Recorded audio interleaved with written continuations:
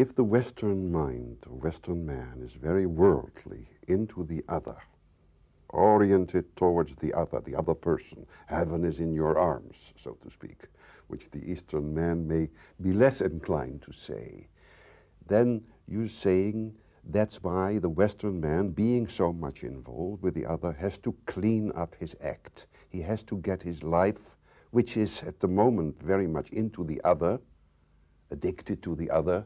Yes. It has to be gotten right. Yes. And that, you say, the Eastern mind is less capable of penetrating. Yes. This mess the Western man has made of his life, or woman has made of his Well, the Eastern mind can't, because the Eastern masters haven't had to contend with that. How do you mean that? Not to contend with that?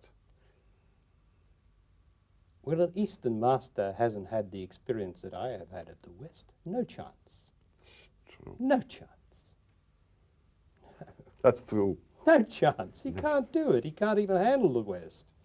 He can't handle it. He doesn't know what to do. Can't handle it. This is a very material, mental, yes, cruel, competitive world. So Ramana Maharshi, when he would be suddenly sitting in New York, would not know what.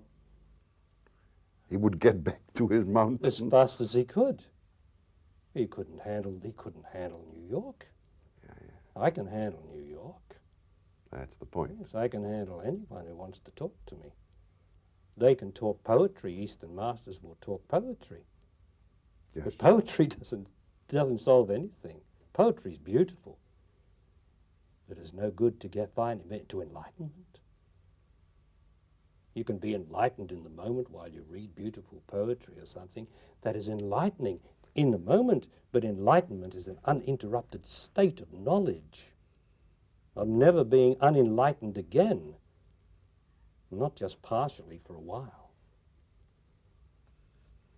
So Western man is cunning, clever, addicted to the other, and in a mess. That is so.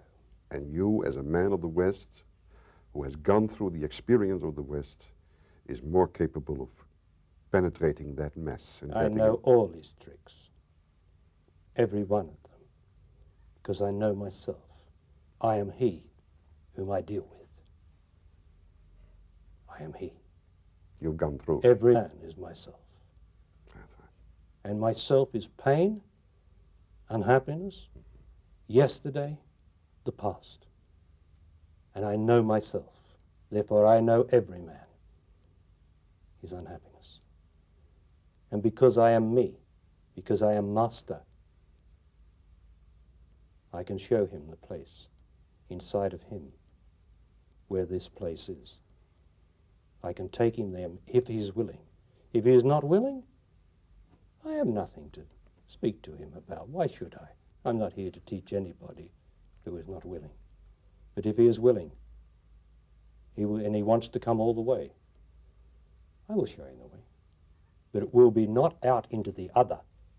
It will be back into myself. And as he goes back into, he or she goes back through myself, my goodness, it is horrible. Because the only thing I have to go through is myself, no one else. I made myself on the way out, and to go back into me, the place of enlightenment and peace, I have to go back through myself. It's like turning round and facing a monster. So everybody in the West is running from it like mad. That's right, yes. I can't face myself, they say. And I say, you must face yourself. For that's the only way back. Yourself is the guardian of the threshold of enlightenment. There's no other monster. It's what you've made yourself that you must face.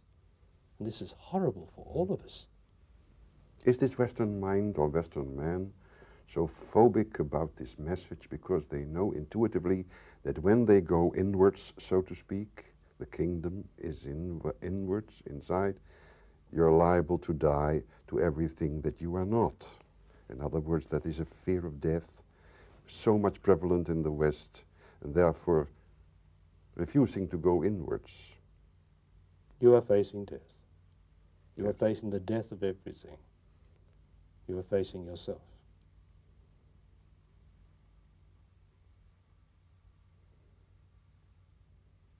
Thank you for this beautiful clarification of the Eastern master and you as a master of the West. Yes.